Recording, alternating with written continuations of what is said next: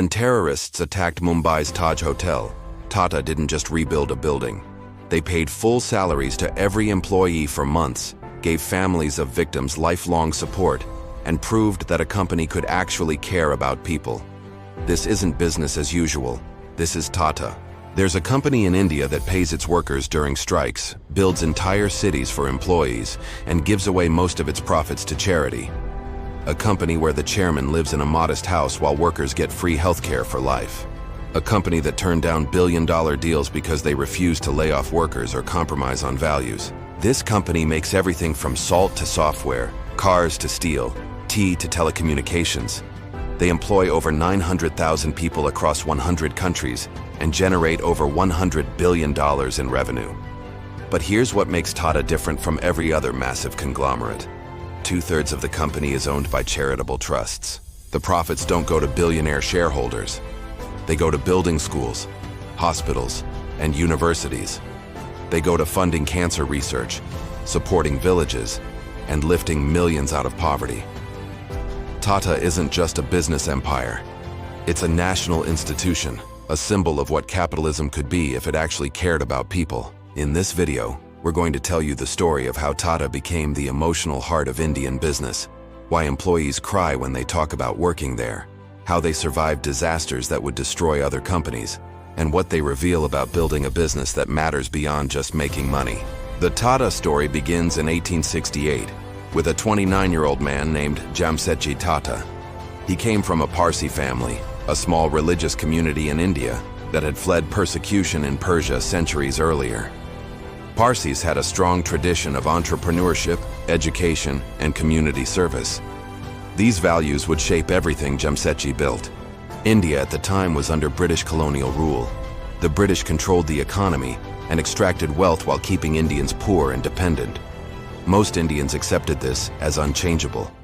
But Jamsetji believed India could build its own industries and compete with the West. He started with a textile mill in Nagpur in 1874, but he wasn't just trying to make money. He was trying to prove that Indians could build world-class businesses. His textile mills were different from others in India. While most factory owners treated workers terribly with long hours and dangerous conditions, Jamsetji provided an 8-hour workday when 12 to 14-hour days were standard. He gave workers accident compensation, pensions, and maternity benefits decades before these became legal requirements anywhere. He built schools for workers' children. This wasn't normal. This was revolutionary. But Jamsetji dreamed bigger than textiles. He had 3 visions for India that seemed impossible at the time. First, build an iron and steel company to free India from dependence on British steel. Second, create a world-class educational institution to train Indian scientists and engineers. Third, build a hydroelectric power plant to bring electricity to Indian cities. Everyone said these dreams were too ambitious, too expensive, and impossible for an Indian to achieve under British rule. Jamsetji spent years working toward these goals, but died in 1904 before seeing any of them realized. But his sons Dorabji and Ratanji continued his work.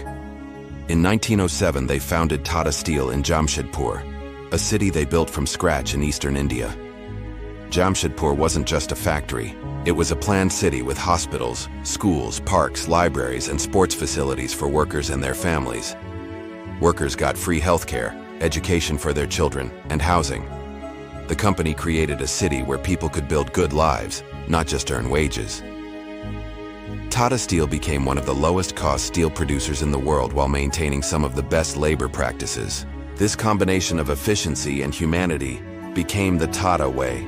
You didn't have to choose between treating workers well and running a profitable business. You could do both. In 1911, the Tatas founded the Indian Institute of Science in Bangalore, with funding from Jamsetji's estate. It became one of Asia's premier research institutions. In 1910, Tata Power was established and built India's first large hydroelectric plant. All 3 of Jamsetji's impossible dreams became reality after his death because his family believed in his vision. But here's what really set Tata apart.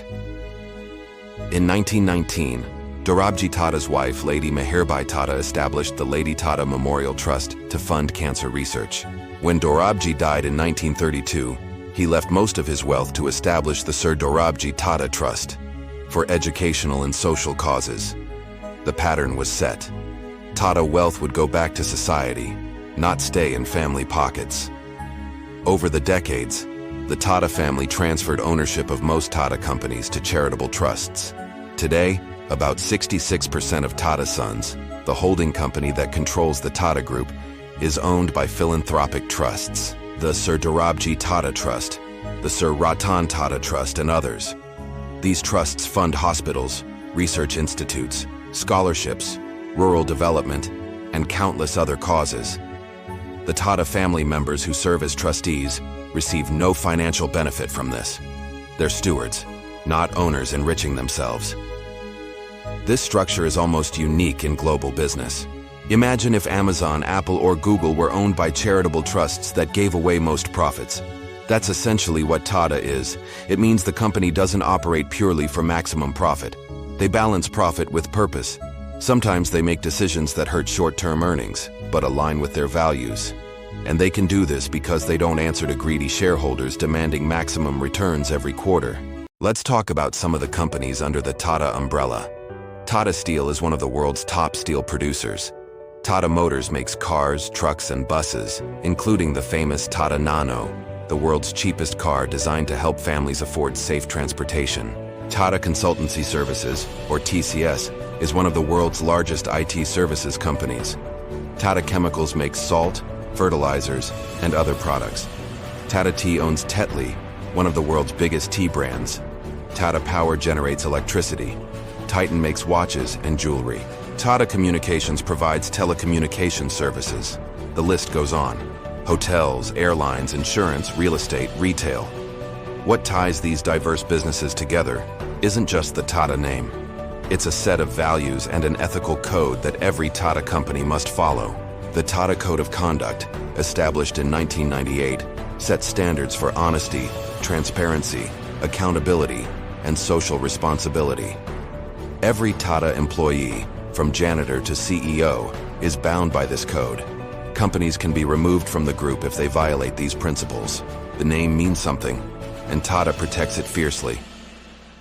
This commitment to values has been tested many times.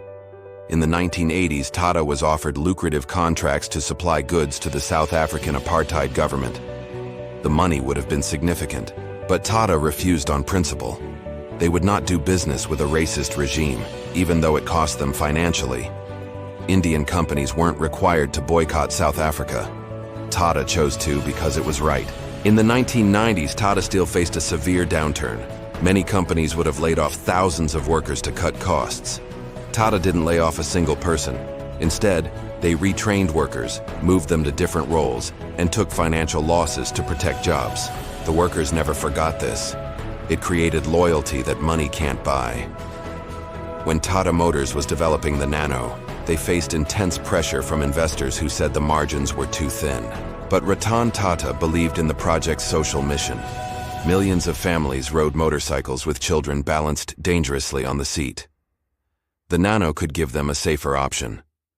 Tata tried because they believed it could help people, not just maximize profit. One of the most defining moments in Tata's history came on November 26, 2008.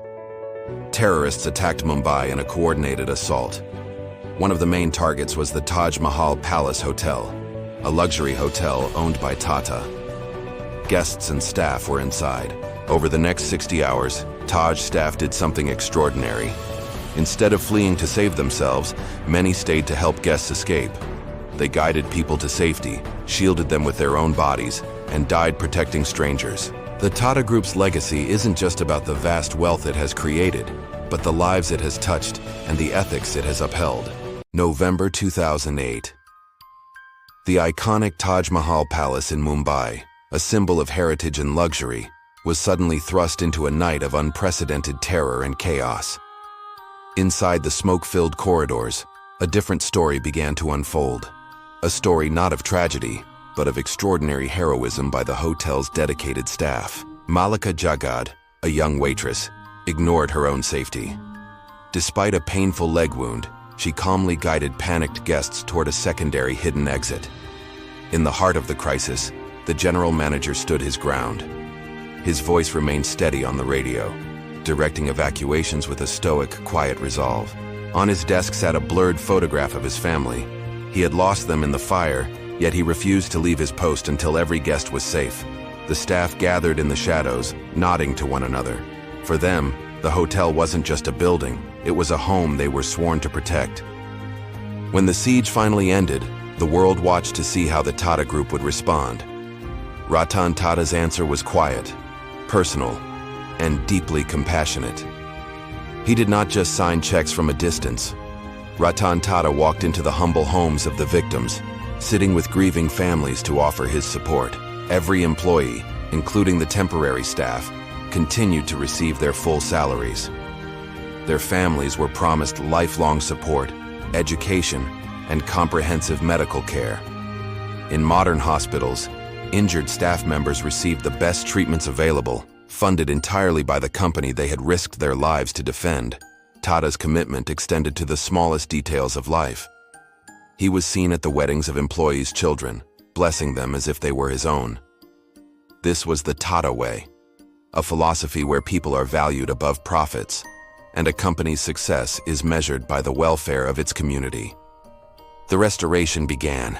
Brick by brick, the Taj was brought back to life. In August 2010, the hotel reopened its doors, more majestic than ever before. The reopening was a triumph of the human spirit. It sent a message to the world. The soul of the Taj could never be extinguished. But years later, a new conflict emerged within the halls of Tata Sons, one that questioned the very foundations of these humanitarian values. Cyrus Mistry, the new chairman, brought a different focus. He pointed toward aggressive profit margins and the cold reality of shareholder value. The tension was palpable.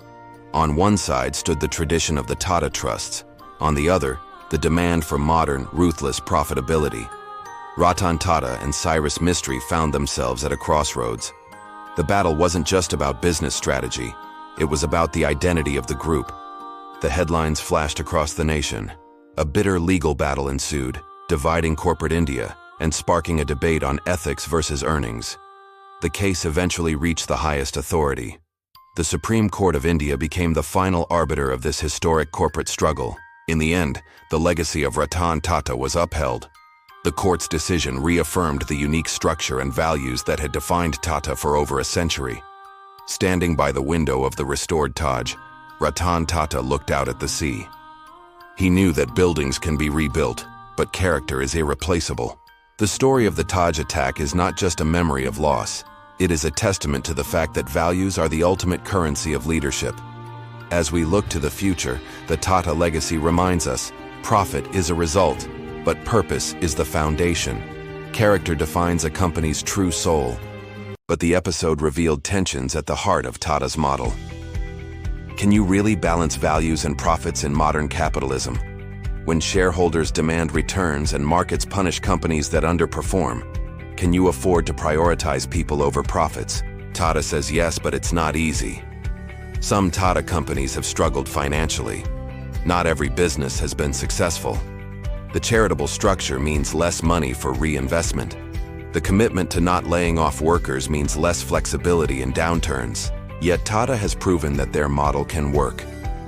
TCS, the IT services company, is one of the most valuable and profitable companies in India.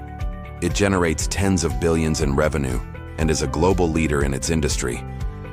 Tata Steel remains competitive internationally. Titan has become India's leading jewelry retailer.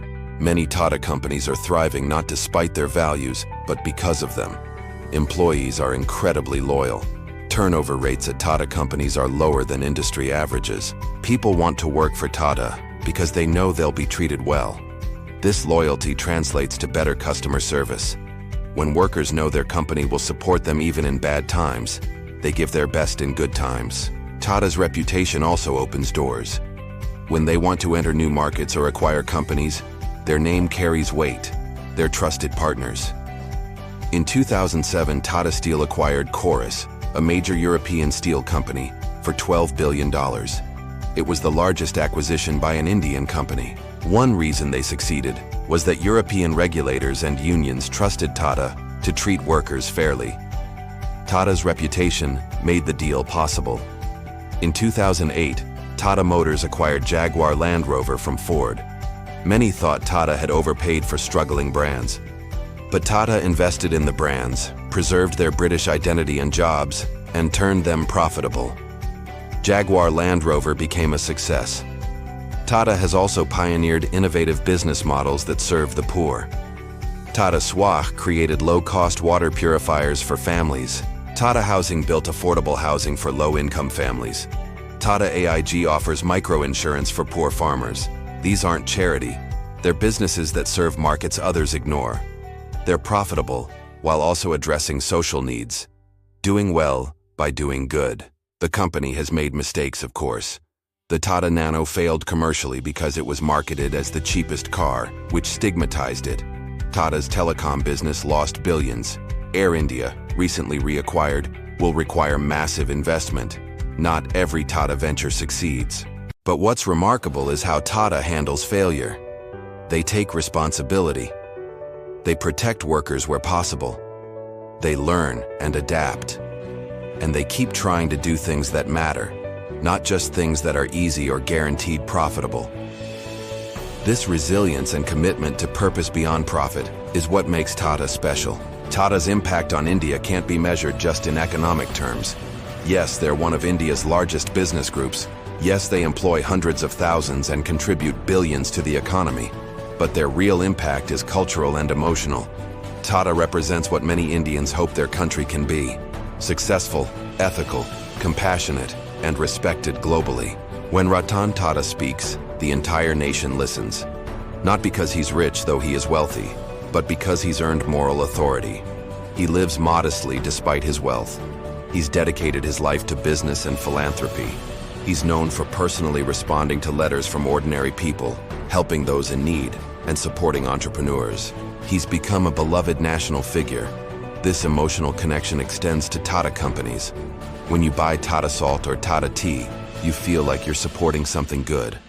When you see a Tata truck on the highway, you think of reliability and trust. The Tata name is a promise. This is significant in a country where businesses are often seen as exploitative. But Tata has largely stayed clean. In surveys, Indians consistently rank Tata as the most trusted and respected business group in the country. The Tata Trusts have funded some of India's most important institutions, like the Tata Memorial Hospital for cancer treatment. These institutions have educated generations of Indians and provided world-class healthcare. The impact is impossible to quantify. During the COVID-19 pandemic, Tata showed up again. They donated hundreds of millions and converted facilities to produce equipment. They took care of employees and their families while others were cutting costs. Tata was investing in people.